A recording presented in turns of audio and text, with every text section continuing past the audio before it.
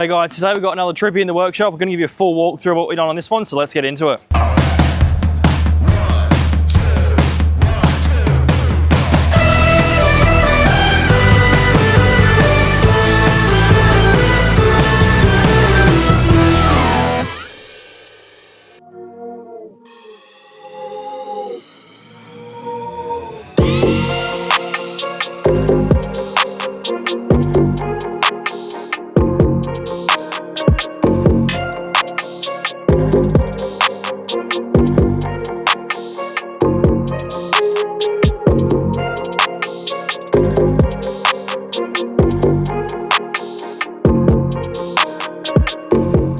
So this car may look a bit filmy there too. We've done actually a previous build on this car, which will be have that link down below.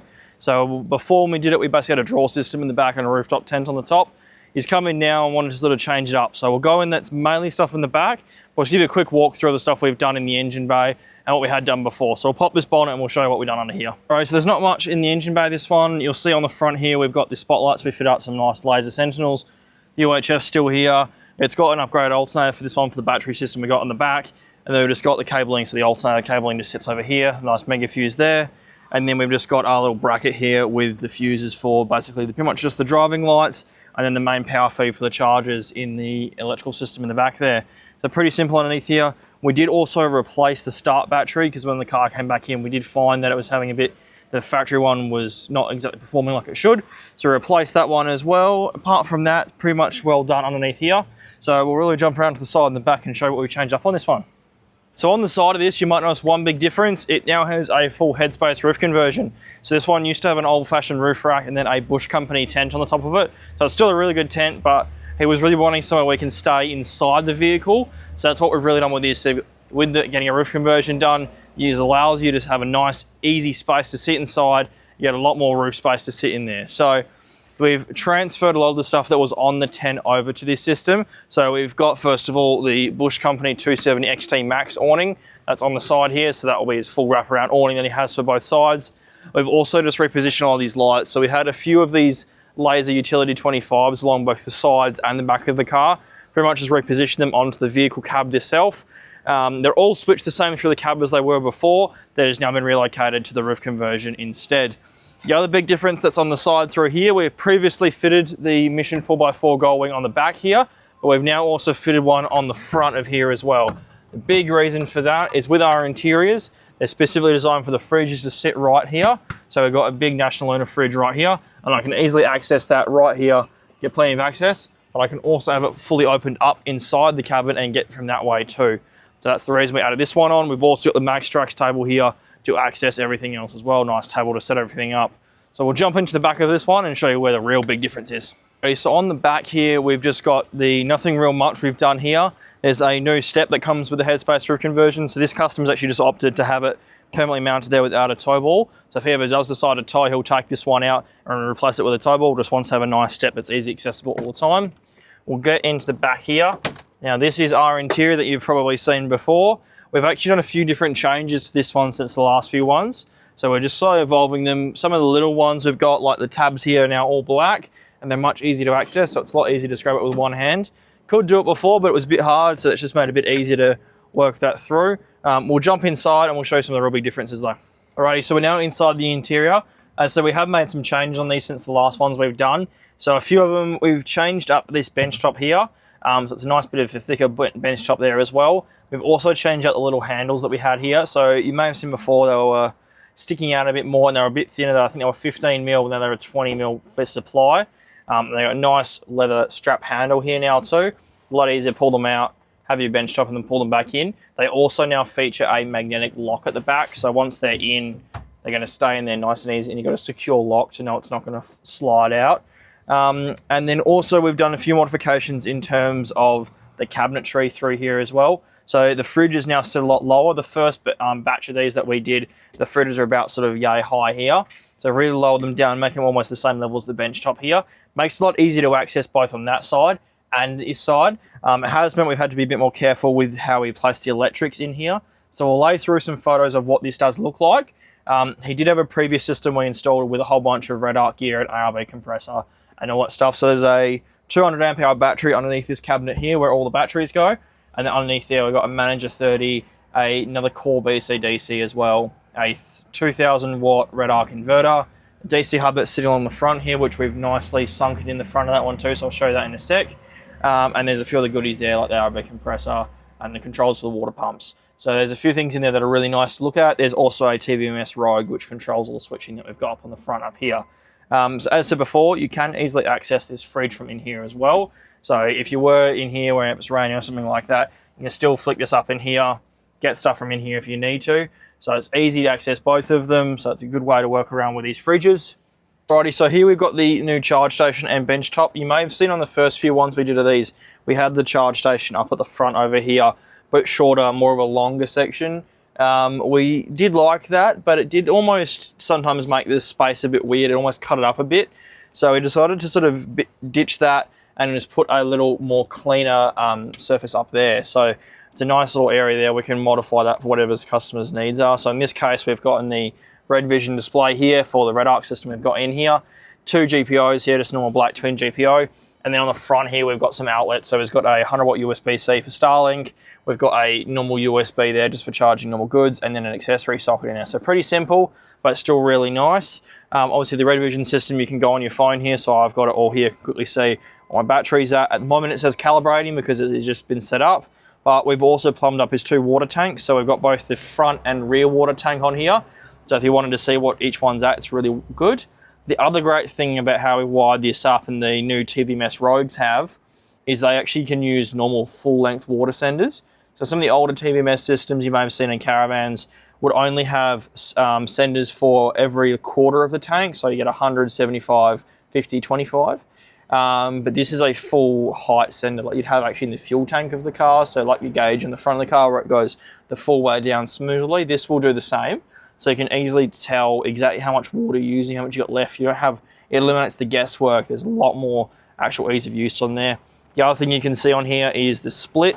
So at the moment we've got 11 amps coming in from the solar panel. So on the roof there we've got a 200 watt KT, which we've just transplanted over from his previous build. We can also see what's going to loads like the fridge and then other stuff on there too, as well as the other stuff just like normal vehicle battery voltage, solar voltage, all that stuff on there.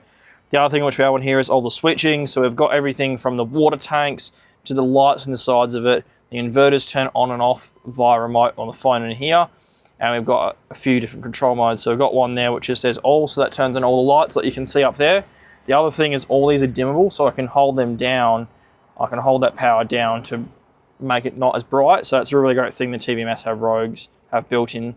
We also have both the water pumps are on here, so I can easily turn each pump on, both for the front and rear. So we've got one tank in the front that's mainly for drinking water, and then we've got one on the back which is just for showering. So it's a smaller tank there which he's got for that as well. That's carried on from the previous build. We've just had to rewire the pumps and also just wire up to this system again as it's a little bit different. So that's pretty much most of it. This one was equipped with the standard Headspace conversion. So we actually do have a video going out between the differences between the premium and the standard conversion. So that'll also be linked down below.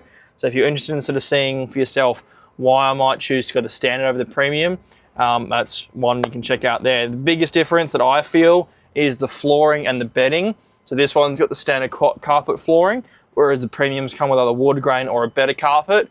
And they also have better cushioning at the top as well. So a lot thicker mattresses on the premiums, but it's still a really great setup and a really good way to sleep up in here. Alrighty, so that's pretty much most of the interior. We've got the roof conversion up in there. So we'll just jump in the front in the cab area and I'll show you some of the modifications we've done in there, as well as the front of the electrical cabinet, what we've done there to make this a bit more accessible as well. Alrighty, so we're just in the front in here. There's a bit in the cabin here with some switches, but we'll get into that in a sec.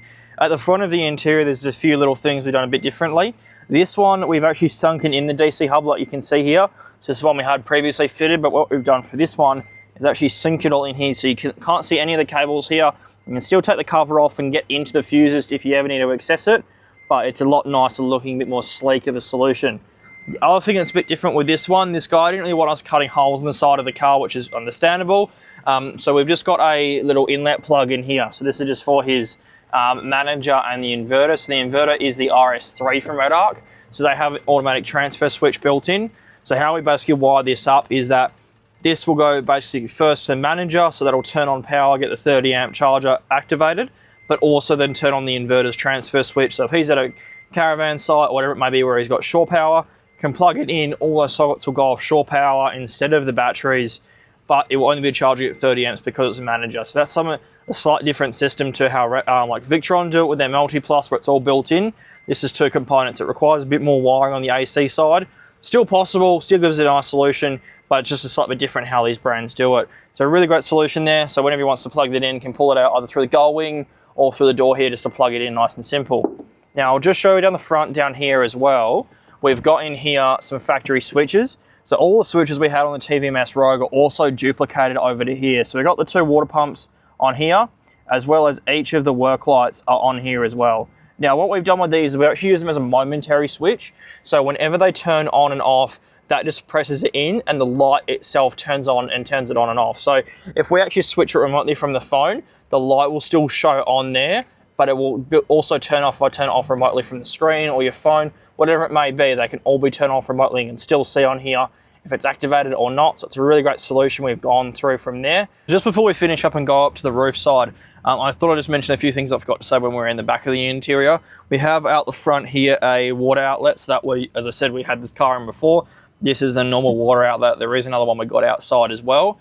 This car doesn't have a hot water heater, it's just straight water from the tanks. So this can go to here. It has got a shower awning right on this side as well, so that was coupled to that. Have a nice easy way to wash down. The other thing which we have, I don't have it here at the moment, but we have also developed a different cabinet for here. So this customer asked if we can make just one that's basically a blank one without any pockets here, so he put his Port-a-Loo down. So we just made one up. It's going to be basically like that, flat area, and it's going to have some hooks on it, so it can easily strap down the Port-a-Loo, so it doesn't have to move around or anything like that. So just some slight modifications and custom stuff we've done for this customer. So just around the side here as well, before we get up to the roof, we've got a Mission 4x4 vent on this side on here. That's pretty much just got 2 outlets. As I said, there's one for each tank, so we are keeping them separate in case he wants to have one tank full from a different spot. It might not be full drinking water, it's just a shower tank. And there's also the air outlet that's wired up to the air compressor, which is switched via the TVMS system. So it's all nicely done up in there. And then we've got another Mission 4x4 window on the other side. So we've got a few windows in here. The only one doesn't is this one here where the outlet is. We've also got a Darchy shower awning. So he already had one of these fitted up before. We've just put on some new Headspace brackets, pretty much kept in the same spot, just now has a different outlet there. Now, one of the things we're really proud of with this one is the custom work we've done for the roof conversion. So you'll see that that's an ARB base rack that's been fitted up there. We made some custom brackets to fit along the side of it, so they look really nice and really factory. We've also fitted up the 200 watt panel from KT that was previously fitted. And then he had some Bush Company bars from the previous tent, so we've just repurposed them so you can still lie long hard things, whether it be a surfboard or a kayak, along the roof, but also still not have them contact the tent. So it's a really great option we've done in there as well. That's pretty much most of it for this one. So if you're after something a bit similar for your own vehicle, make sure you hit us up at elevateauto.com.au. Otherwise, we'll see you guys in the next video.